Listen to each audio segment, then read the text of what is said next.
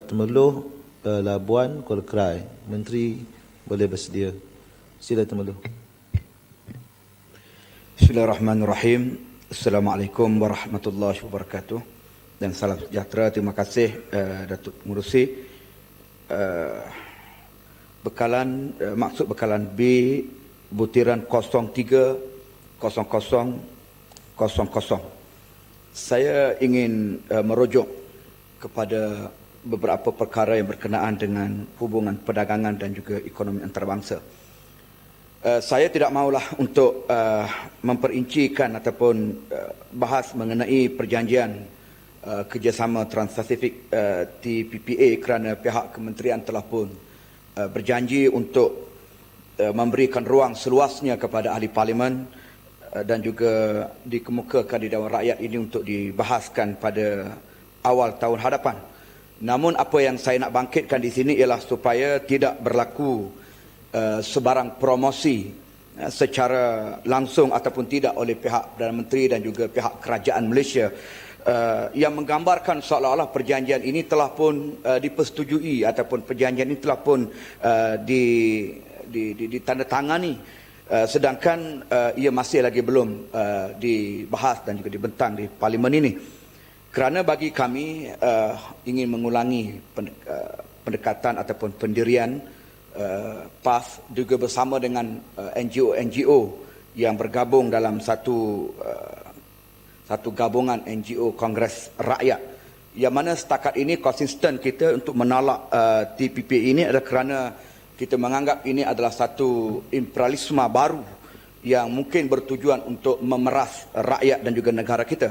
Dan kerajaan seharusnya juga memahami bahawa pemodenan dan juga kemajuan yang diperjuangkan oleh Barat ini boleh saja menghakis pegangan agama dan juga tradisi rakyat dalam negara kita.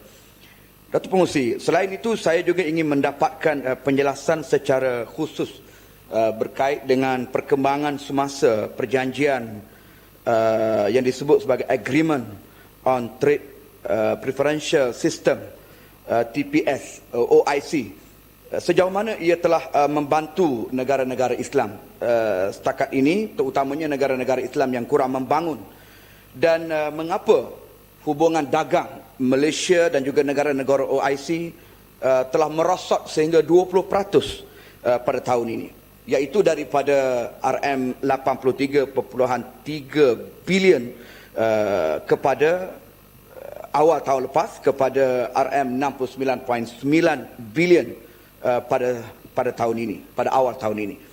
Jadi kenapa kedudukan itu boleh berlaku, kemerosotan ini berlaku? Apakah perjanjian ini tidak memberi kesan apa-apa kepada hubungan dagang Malaysia dengan negara-negara OIC? Kerjasama ekonomi dan juga perdagangan bilateral dan juga multilateral antara negara-negara OIC yang juga masih lemah dan tidak ada anjakan yang ketara, yang mana ini adalah satu perkara yang perlu dilihat secara serius. Kerana setakat ini Malaysia hanya mempunyai... Ya, terima kasih Mas Mangun. Sikit Temeloh, boleh? Ya, sila. Terima kasih. Boleh tak kalau Temeloh bersetuju bahawa sekarang ni kita dilihat hubungan dua hala, terutama sekali perdagangan dengan negara-negara OIC ni, kelihatan agak merudum disebabkan oleh kesungguhan kerajaan untuk mengadakan perjanjian-perjanjian dengan negara-negara yang lebih besar, mengenepikan hubungan dua hala, terutama sekali dalam perdagangan dengan negara-negara Islam. Ya, Datuk Pengerusi, ini juga antara kebimbangan kita kerana apabila hubungan ataupun perjanjian yang dimeteraikan antara kuasa-kuasa besar ekonomi, khususnya Amerika, dia sikit banyak akan memberi satu tekanan dan juga kekangan kepada negara-negara membangun dan juga negara-negara umat Islam. Ini antara kebimbangan yang telah kita suarakan sekian lama, dan saya bersetuju dengan apa yang dikemukakan oleh Pak Simah sebentar tadi, untuk diberikan perhatian oleh pihak kerajaan supaya langkah-langkah itu dapat diambil tindakan secara berkesan. Setakat ini, saya sambung balik apa yang saya kemukakan tadi. Setakat ini Malaysia, Datuk Pengerusi, hanya mempunyai hubungan dengan Pakistan dan Turki sahaja Jadi bagaimana hubungan dagang dengan negara-negara umat Islam yang lain, khususnya di Timur Tengah. Dan ini untuk menambahkan lagi lah hubungan dagang antara Malaysia dengan negara-negara OIC yang lain.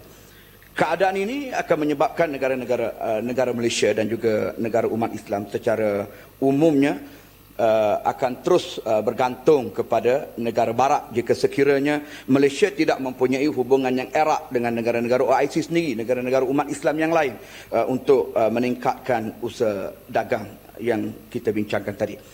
Datuk Pengerusi, yang kedua, saya ingin merujuk kepada butiran 080100 Perbadanan Perusahaan Kecil dan Sederhana Malaysia.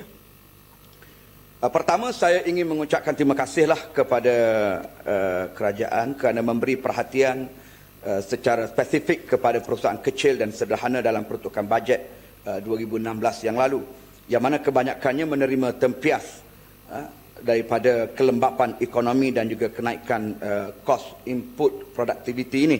Jadi dengan perhatian yang diberikan ini sedikit sebanyak akan memberi kekuatan kepada PKS ini.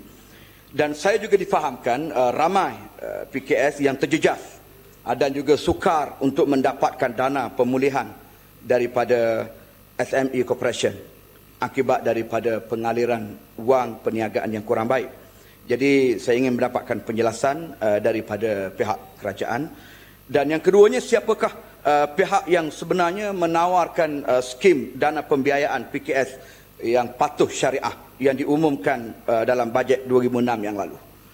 Berapakah kadar peratus keuntungan yang telah ditetapkan ke atas pembiayaan tersebut? Dan saya harap supaya kadar peratus keuntungan dalam apa jua dana pembiayaan patuh syariat itu tidak membebankan pemohon pembiayaan, terutamanya yang kita tahu sekarang ini dalam ekonomi yang tidak memberangsangkan. Dan yang ketiga, saya juga meminta supaya pihak kementerian dan juga SME Corporation ini supaya dapat menyediakan plan yang bersepadu untuk meningkatkan kapasiti KPS bersaing di peringkat antarabangsa, terutamanya daripada aspek inovasi produk dan juga perkhidmatan serta pencapaian kualiti. Sebab ramai pihak bimbang dengan wujudnya AEC ataupun Asian Economic Community dengan izin, dan kemungkinan juga dengan TPPA ini, maka ianya akan terus menyisih PKS dalam persaingan global. Jadi perkara ini perlu diberikan perhatian oleh pihak kerajaan. Dan akhirnya, Datuk Pengerusi, saya ingin merujuk pada butiran 100200, hampir sama dan serupa dengan apa yang dibangkitkan oleh Kelana Jaya sebentar tadi berkait dengan sewaan bangunan baru di bawah butiran 100000. Yang mana saya difahamkan ibu pejabat MITI ini dipindah ke Menara MITI, Jalan Sultan Haji Ahmad Shah di Komplek Pejabat Kerajaan, Jalan Tuanku Abdul Rahman. Apa yang saya ingin dapatkan penjelasan ialah apa maksud dan tujuan sebenar bangunan baru ini. Dan kalau itulah bangunannya, kenapa pihak MITI menyewa bangunan tersebut? Kerana setakat yang saya maklum, MITI adalah satu-satunya kementerian yang tidak beroperasi di Putrajaya. Kenapa begitu? Sedangkan kita telah memusatkan pentadbiran dan segala kementerian di Putrajaya. Jadi mohon penjelasan daripada pihak kementerian. Terima kasih, Datuk Masih. Ya, Labuan.